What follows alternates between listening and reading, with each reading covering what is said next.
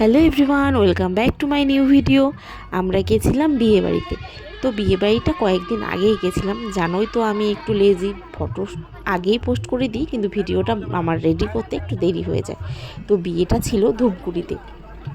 এই বিয়ে বাড়িতে আমরা এর আগেও একবার গেছিলাম। এই বিয়ে বাড়িতে না, মানে এই বাড়িরই আরও একটা ছেলের বিয়ে হয়েছিল, সেই বিয়েতে আমরা গেছিলাম ঠিক 2 মাস আগে। আর এটা ছিল মেয়ের বিয়ে। তো এত অ্যারেঞ্জমেন্ট, মানে এখানে গিয়ে আমি ভিডিও না বানালে থাকতেই পারবো না। একদম রাজবাড়ির বিয়ের মতন, এত সুন্দর বিয়ে। আর মনে হচ্ছিল গোটা ধূপগুড়ির লোকই এই বিয়ে বাড়িতে নিমন্ত্রিত আছে। এখানে কি খাবার নেই, এত খাবার খেয়ে তো শেষ করাই যাবে না। আর পেটে কোনোভাবেই জায়গা হচ্ছিল না সব কিছু একটা একটা করে ট্রাই করার। তো যথারীতি যতটুকু পেরেছি ততটুকু খেয়েছি। যে সমস্ত খাবার বেশি ভালো লাগে সেগুলো খাবার স্টার্টারেই খেয়েছি।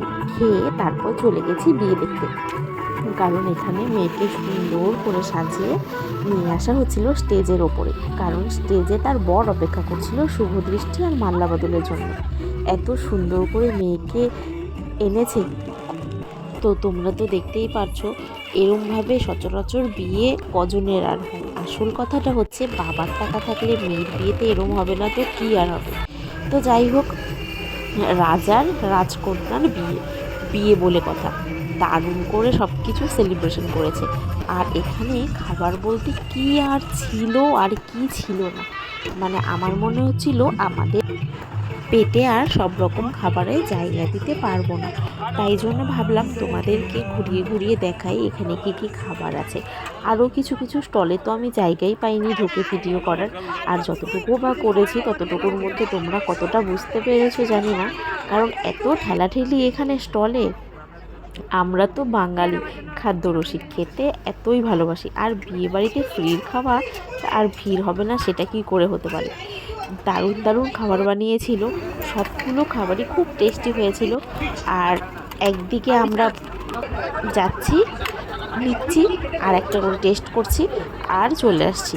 আবার এক জায়গায় যাচ্ছি, একটা করে খাবার নিচ্ছি, টেস্ট করছি, আর চলে আসছি। মনে হচ্ছে কি কোনো একটা খাবারই এক প্লেট ভর্তি করে খেতে পারছি না, সবাই একটু করে, মানে একটা করে প্লেট নিচ্ছি আর সবাই মিলেমিশে খাচ্ছি, ব্যাস।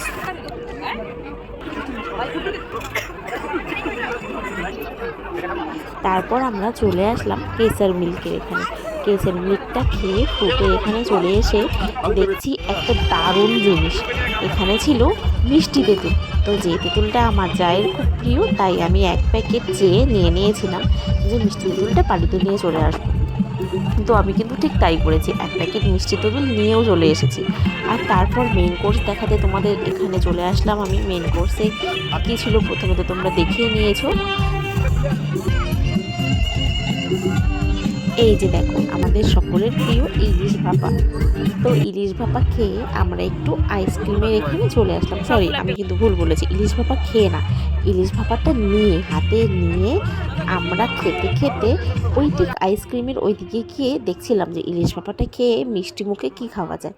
তো দেখো আমার ভাইকে কত বড় খাসির চর্বি দিয়েছে। আর এই দিকে আমাদের খাওয়া দাওয়া মোটামুটি শেষ হয়ে গেছে। আমরা কিন্তু কেউ ভাত খেতেই পারিনি, ভাতের জায়গায় ছিল না, তাই একটু মাছ খেয়েই পেট ভরে নিলাম। মাছ খেয়ে বলতে ইলিশ মাছ ছাড়াও যায় না, ইলিশ মাছ এতটা প্রিয়। কারণ আমরা ফাস্টফুড খেয়ে এত পেট ভরে ফেলেছিলাম যে আমাদের আর খাবার জায়গায় ছিল না। তো আমার ভিডিওটা কিন্তু আমি এতটুকুই করেছি, খাবার সব কিছু ভিডিও করতে পারিনি। যাই হোক, তোমরা তো বিয়ে বাড়িটা দেখেই বুঝে যাবে যে এখানে গিয়ে খাবো না ভিডিও করবো। তাও আমি যতটুকু পেরেছি করেছি। এবার আমি আর আমার ভাই নিয়েছিলাম চিংড়ি মাছ।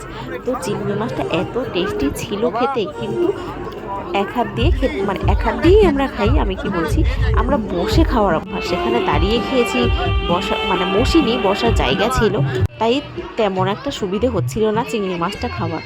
এক হাত দিয়ে প্লেট ধরে রেখেছি, এক হাত দিয়ে খাচ্ছি। তারপর আমাদের খাবার শেষে ছেলেকে খাওয়াচ্ছি। ছেলের তো এমনিতেই খেতে চায় না, আর কোথাও গিয়ে তো আরোই খাবে না। তারপর ছেলেকে একটু খাইয়ে এখানে একটা খেলা হচ্ছিল। তো এই খেলাটার নাম আমি জানি না। এখানে একটু খেলার দেখে আমরা এবার বাড়ি চলে আসব। তাই তোমাদের সঙ্গে এই ভিডিওটা শেয়ার করলাম যে বিয়ে বাড়ি কত রকমের হতে পারে। আসল কথা, টাকা থাকলে কি না হয়। ভিডিওটা ভালো লাগলে লাইক কমেন্ট করো।